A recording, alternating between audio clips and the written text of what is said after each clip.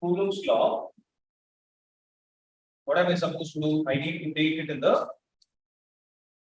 vector form. So since we are taking the direction into consideration, what we will do, we'll take the help of the coordinate axis. Right. So it's the same old structure, except the fact that those two charges which are a part of understanding Coulomb's law are put on a graphical sheet, on a graph sheet.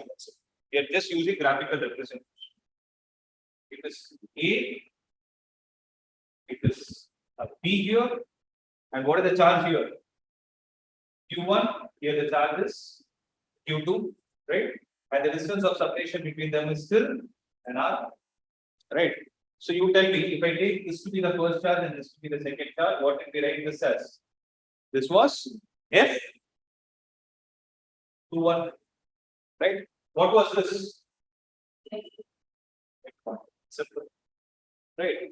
Now what we'll do is, with respect to this origin, we will define the position vectors. What is the meaning of position vector?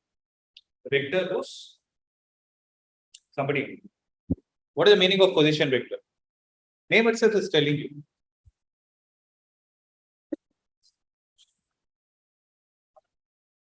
With respect to origin. So any vector whose initial point is an origin is called as a position vector. Okay, you will learn about this in your math also. In a chapter called vector algebra, so learn it now. So what is the position vector? A vector whose initial point is origin, right? So the position vector of A is R1. What is the position vector of B? R2. Am I right? So I am going to borrow two things. One is the concept of position vectors, and the second is the concept of triangle law of addition of vectors. So do you remember what it is? Anybody who is able to recollect that concept? You have heard of this, right? What is triangle law of addition of vectors? That is parallelogram. Root in Mandala, it's parallelogram. That's right. But can you put it in a statement? That is a mathematical way, but OA, OB can be in any form. Anybody who can try it. The name is suggesting triangle law of vectors. Triangle law of addition of vectors. What is the meaning of this? So we need to take two vectors, right? We need to take two vectors in order. So let me state it. So if two vectors are considered to be in order, meaning, what is the meaning of order? The ending point of the first vector should be the starting point of the second vector. Then those two vectors are said to be in order. So OA vector and AB vector, if two vectors are taken in order, which are acting as a part of a triangle, then the closing side of the triangle, that is the third side, gives the resultant taken in the reverse order.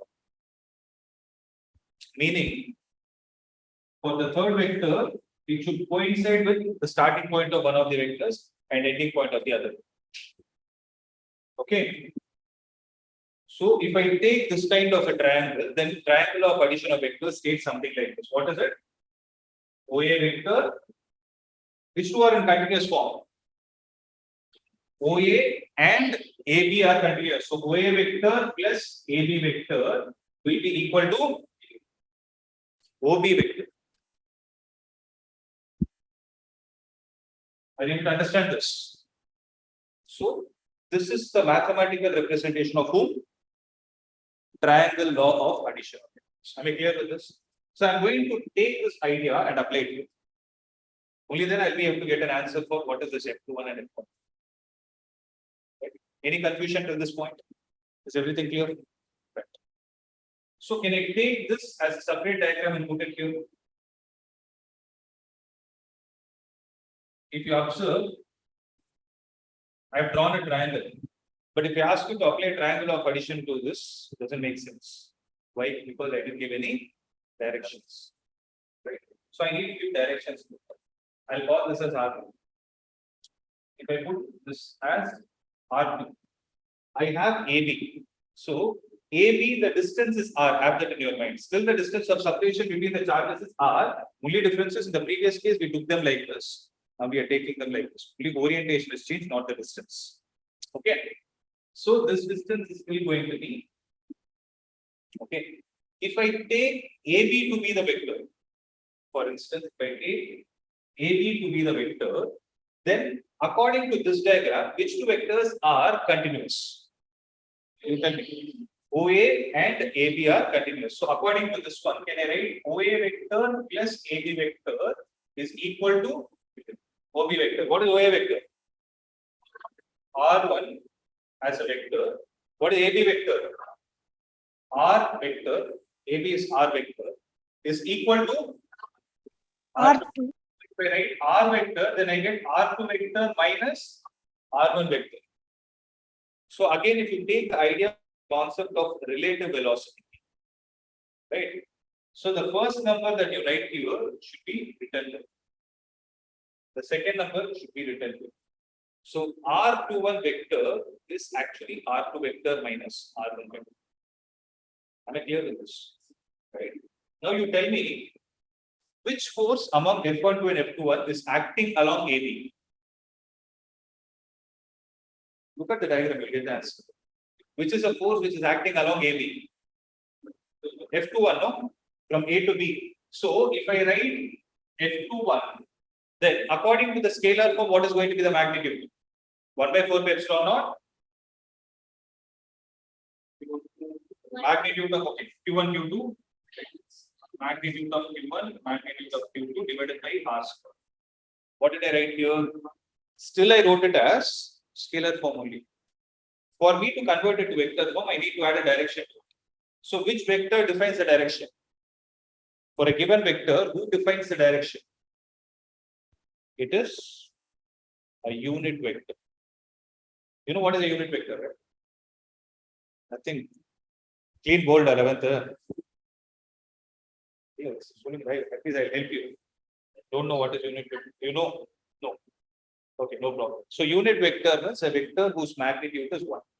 Unit comes from unity. So if you take a vector, suppose this is a vector, this is a starting point, this is a ending point. If I measure the length of this, if it comes out to be 1 centimeter, 1 millimeter, 1 kilometer, whatever it is a unit vector. Okay, and unit vectors are used to represent directions. Okay, listen to this carefully. See, the technique I'm going to explain now is the one I'm going to follow throughout the chapter. Not only through this chapter, wherever I use vectors, this is the logic I'm going to use. So understand it. First, I will always be concerned about the scalar part. Then I'll put an arrow mark on top of it. Whenever I put an arrow mark, beside the scalar part, I'll give the direction. So here, what is the direction? AB. Right. So for AB vector, what is there? R21. But for R21, you should not put a vector symbol on top of it, rather you should put a cap on top of it. See, for example, you would have seen 5i cap plus 2j cap. You put a cap, that I cap, j cap, k cap are called as the orthogonal unit vectors. They are unit vectors. Okay. So are you able to understand this point? Okay. See, this is where I want you to be careful. Okay, since you people told me that you're not clear with what is unit vector, let me give an example. Suppose I take this to be the x-axis. Okay. And there is a person who's walking from A to B. And let's say he is getting displaced through a distance of 10 kilometers. So 10 is what? The magnitude. So if I have to write the displacement is represented with S. So if you ask what is the magnitude of displacement, what will you write? 10. But if you have to write the same thing in vector form, you put an arrow mark on top of it. But if you write S vector is equal to 10, it doesn't make sense. You need to put a symbol. So what is the direction which is defined there? Okay. So extending this concept, if at all I have any vector like this A, okay, then A is equal to magnitude of A. Makes sense? When you put a modulus around the vector, it is the same as the magnitude. But if I write it as a vector here, what should I do? A vector is equal to I cap. It will be A cap. This I is confined only to x-axis, J is confined to y-axis, and Z is confined to z-axis. Not necessarily everything should move only along I, J, or K. It can move randomly. If it moves along random direction, then you need to take the name of the vector itself, put a cap on top of it. So this gives to another relation that A cap is equal to A vector divided by magnitude of A vector. I'm not sure if you've seen this. It's tested in many problems. If not, at least once. Meaning, if you know the vector already, if they ask you to write the unit vector for it, you need to write the vector divided by the magnitude of the vector. Am I clear to this step?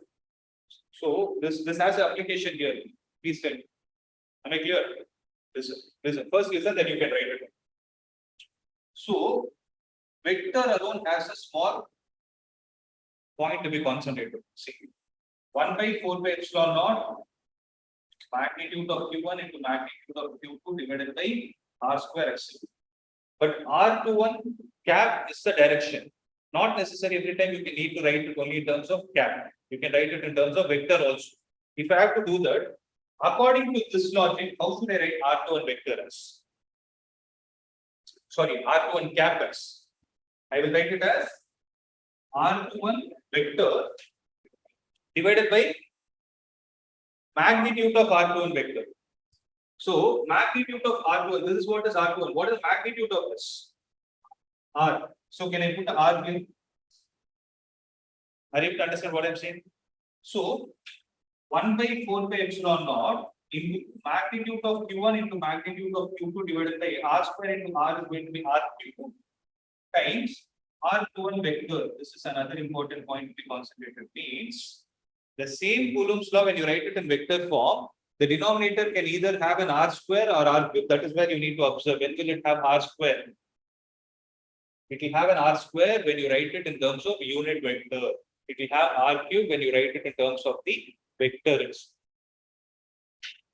If suppose this question comes in MCQ, okay, so an R cube and R21 cap, if you strike it off as wrong, it goes. So understand, R cube can come in the denominator, but under what scenario?